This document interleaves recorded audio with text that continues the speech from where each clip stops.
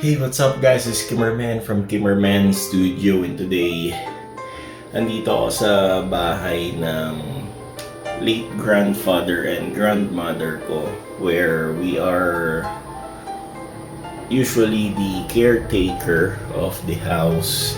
And ngayon nag-ano kami, or ako, nagde-declutter ako ng mga abubot at inaalis ko na rin yung mga excess na gamit ko dito sa bahay kasi malapit na akong aalis papuntang Germany.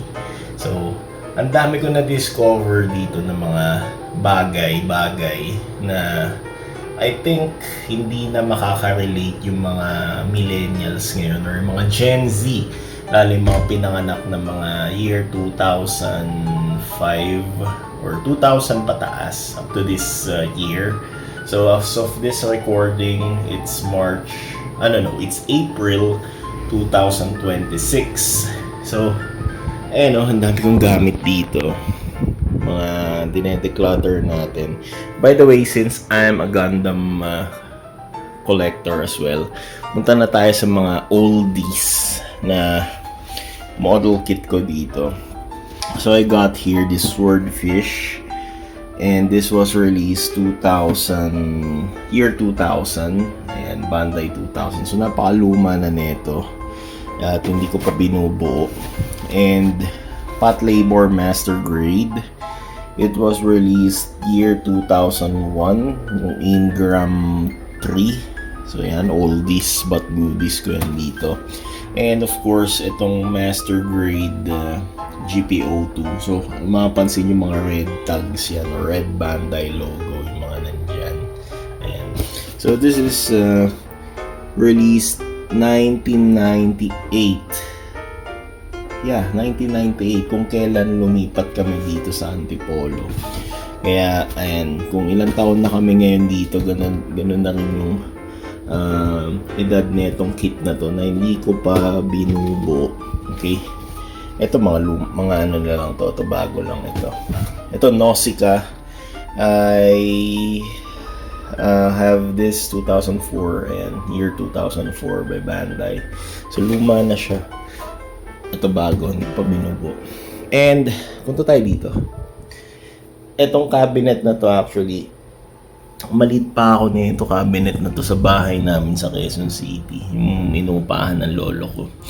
Ayan yung makikita nyo pa dyan yung dami Betamax, Sony. Oldies but goodies yan. Pero hindi na yung gumagana. Tapos ito, JVC VHS. So I got here Betamax and VHS.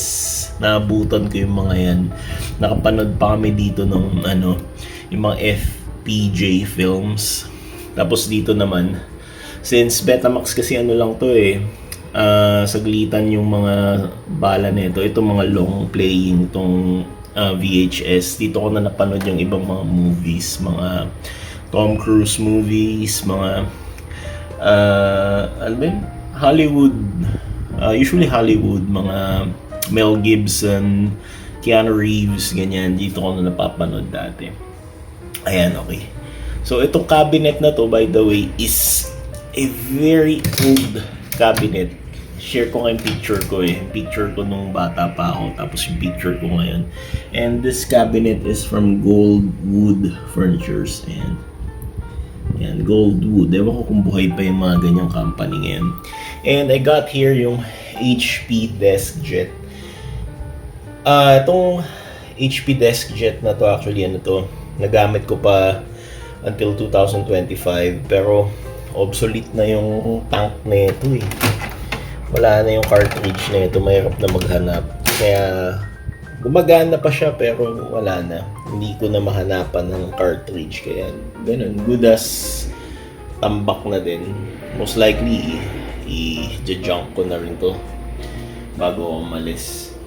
And let's go with my other collection here. Mga nakita ko dito sa bahay. Yan, aside mga photo albums, space chess, ayun, mamaya gagawin ko na separate video yan. So, there we go. I got here all these things. Ito yung cellular phone ng lolo ko. Motorola. And yeah, Ultra Shock or Ultra Sleek 9660. Ayun, ang bigat niya, promise. Pag hinampas to, pinalo sa mukha mo, babakat tong mga numero na to. Sobrang bigat. Tapos ano siya, gina-charge. Kaso yan na, nag-leak na yung battery niya. Luma na. So good as ano na to. Pwede na tong itapon. And ayun, ganda. Memorable. Pero wala na eh. Need na natin tong ipakawalan eh. Next is itong ganitong klaseng camera. So maswerte yung mga Gen Z ngayon kasi yung mga camera nasa phones na. Samantalang nung araw ganito yung mga camera, tapos binabalahan pa yan ng film. I think gumagana pa to eh. Pwede pa to eh. Kasi ayos pa siya. Ayun, konting linis lang siguro to. Tapos Canon siya. I know Canon is a good brand. Yun lang, may sira na tong kanyang lock dito. Anyway, tapos dito kasi silip. Kailangan yung pagsilip mo dyan, tumama dun sa parang frame. May frame yan na makikita ka dun. Dapat pasok dun para makapture. Tapos bawal kang pa-epal mag-picture dito. Dapat dito formal yung mga pictures mo, or yun na yung matino yung mga posing mo. Kaya nga pansin ko yung mga picture nung araw, mga napaka-formal ng mga tao dahil ang mahal pala talaga ng film. So ayan, this is a Canon camera. Here we go. Tapos dito yata yung battery. Yeah. Ayun, AA batteries. Tapos, speaking of battery, I got here the battery charger. Ito pa yung charger ko sa Tamiya dati. Nagamit ko pa to sa Tamiya. Pero this one is from my grandfather din. Ayun, na-stuck na nga yung battery ng Tamiya doon at nag-leak na. Ayaw na mabuksan kasi talaga nag-stick na yung mga wires niya. So, sira na siya. Good as, na din to, for throwing. Tatapon na natin. Yan, ganito yung mga rechargeable batteries doon, so battery charger. Although meron pa rin namang mga ganito ngayon, pero ganito ang itsura ng charger dati. Then, speaking of entertainment, maswerte na naman yung mga Gen Z dahil kami noon, ito yung aming akin to personally. This is a gift from my aunt. And yeah, this is a Sony Discman. I know gumagana pa to kasi hindi ko naman to nalaglag or hindi to nasira.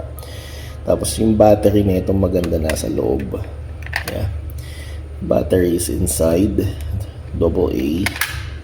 Tapos ang cool mo pa kapag dala mo yung ganito eh. Kasi may mga CD ka pa. Papalit-palitan mo na CD. Yan, i-close mo. Nasa akin pa yung original na nito. Headset which I still use even now. Matibay ang headset ng Sony. At eto, ang ganda nito. Sikat ka nito kapag meron ka sa klase. Tapos marami kang leaflet ng mga CD ng mga kanta. Tapos papalit-palit ka. Swerte nyo Gen Z kasi cellular phone, Sony, Discman, tapos ganito, camera, combined na sa mga mobile phone. Tapos yung charger, gina-charge yun na rin yung phone nyo. And kulang internet. So I got here my modem. So ito yung unang-unang modem namin, yung Digital Vida. Dial-up pa to dati.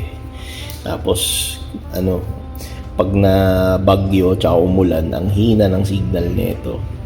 So ayan grabe yung evolve. Pag sama-samahin na natin yan, isang cellphone na yan. Pati ito. Tapos, ganito pa yung nun. Meron pa akong The Beatles dito.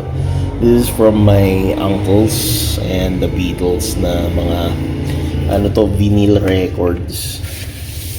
Grabe, classic tong mga ganito. Ayan.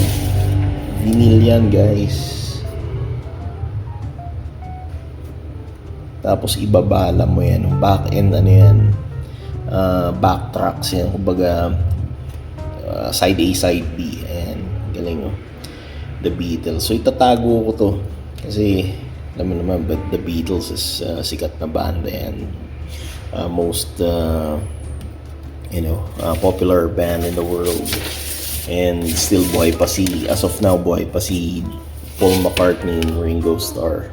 So, tago natin yan. Baka mabenta ko pa to someday. Mabenta natin eh. Baka naman, may mga gustong bumili nito sa video ko.